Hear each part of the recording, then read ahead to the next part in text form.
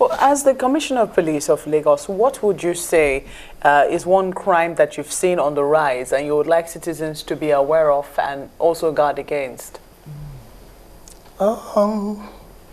Really, since I came on board, we've tried to address all the criminal activities of most of these hoodlums and cult members.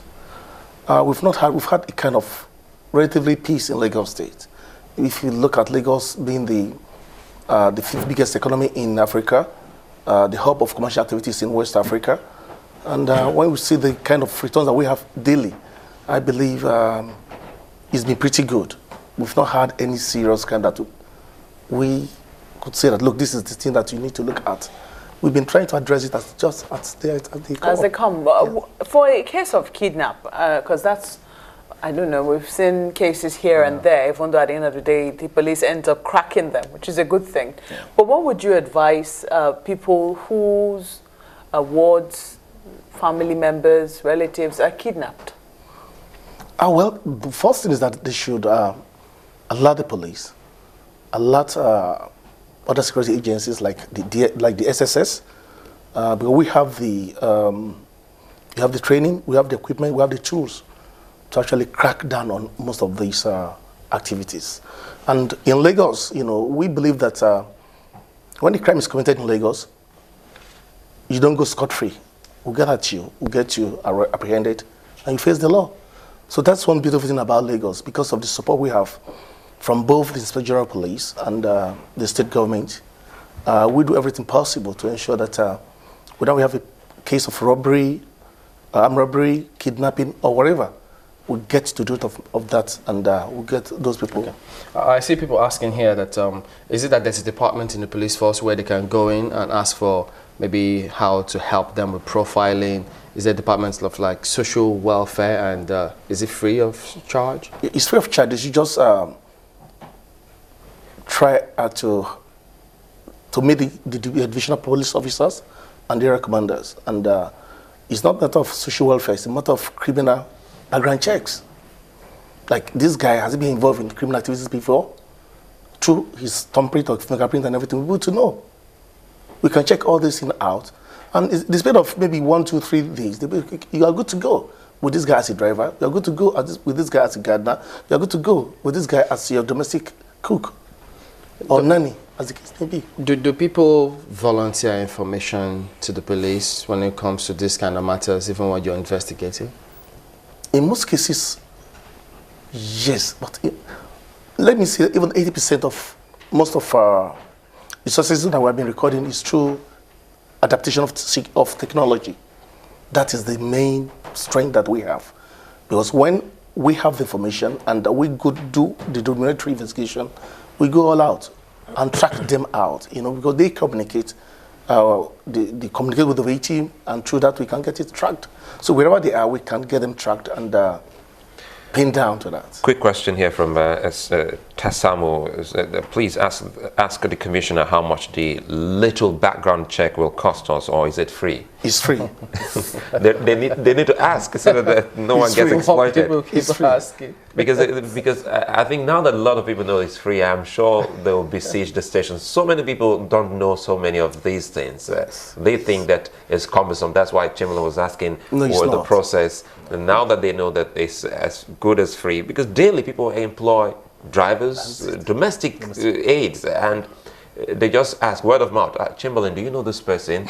And the later you know, you volunteer the information. But now you say we can bring in the police, and they can at least have their own data bank, cross-check fingerprints and information on these persons. Yes. Well, Commissioner, there will still be many people who will not go to the police. Why? For me, it's a matter of trust. For instance, what would you advise those people to do aside going to the police? If, for instance, I think that this is already going to put a wedge of suspicion between myself and the employer or the employee, as the case might be, the first thing is, what else can I do as an employer or as an employee to show that I'm genuine and I mean no harm? I believe, let us address the issue of perception, issue of trust. One thing that we have to learn how to trust our police. But that is the police that we have. No, this is not. This number one. has nothing to do about trusting the police. This has nothing to. For some people, it's just formalizing it. You know, you're going to the police. Why? What have I done? You know, and there's immediate fear. It will say, in fact, that might even cost you employing the person. It will take somebody who's really got courage, you know, to be able to go to the Nigerian police. But let's even shove that aside. What I'm saying is, as it stands, there are many people who have not gone to the police, who have maids and cooks and drivers and all sorts of domestic staff. And maybe we'll just say, what can you tell me to do now, just to be extra sure that the people I've had with me or have around me are genuine people and won't, you know, do me in? Back to the same point. It's the police. Back to the same That's the only way you can help. The only thing is that let's just believe in our system. Let us believe in ourselves. You know, you have a responsibility as an employer, as a parent. You want safety, security for your world, for your children, for your house and everything. And we are now saying that what you got to do, in addition to whatever kind of checks that you might have done at your own level, approach the divisional police officer or the area commander, as the case may be, that this is what he intends to do, and that he should help you to take a look into these individuals to see whether they are good enough for you to go with. You know? So that's what I'm trying to say.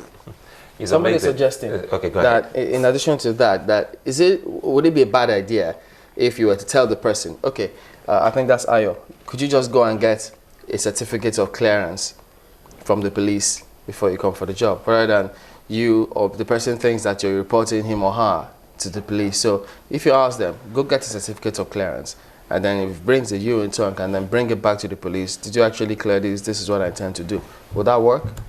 I believe it will. You know one thing, Chamberlain? When you avail us the opportunity to actually take a look into these individuals, okay, that is one thing.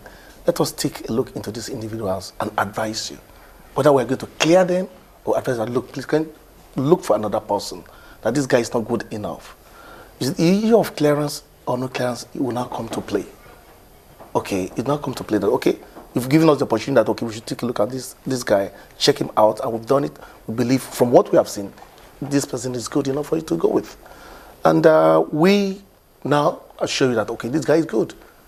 Go for it. I think my question very quickly here is has to do with coming to the police, and everything has to do with speaking with the DPO. I want to find out from you, why is it that we always have it easy when you meet a high-ranking police officer, maybe in the rank of the DPO? If you have an issue, the moment you speak with the DPO, no matter how complicated it seems, it will be listened to. Why is it that the lower cadre of the police force don't even listen? Is it that when you're, once upon a time you were a lower officer than the CP, is it that when you're lower there in rank, you don't want to listen, that's it? But when you get higher, it sounds funny, but when you get to a police station, as soon as you speak with a DPO, even if you are an accused, you are treated with some form of dignity. Well, what do I say to that? When Inspector of Police came on board, one of the first things he tried to do is to have all the command CPs and all the senior officers embark on a very massive training and retraining. You know, something that will cascade down to the lower rank, to at least to let them know that they have to behave in the most rational manner, see people as their friends, that emphasizing the need for service, that we need to actually render service to the people, to the community that we serve. And through that, we'll be able to have their confidence. So we have been trying to do that, and the Inspector of Police has been trying to do that. And we are getting there. But we appreciate that that's a little problem, but we are getting there through training and retraining. Right. Let's flip to the elections. Give us your, because I mean, yeah, you all were very busy at that time, just as we were too. How did your men fare in the elections? Well, if you want me to say, I think we did pretty good. We did pretty good. What about the few cases where there were skirmish? Well, how were you able to handle them? No, we were able to address all those little irritations here and there. We were able to address that, and everything is firmly under control.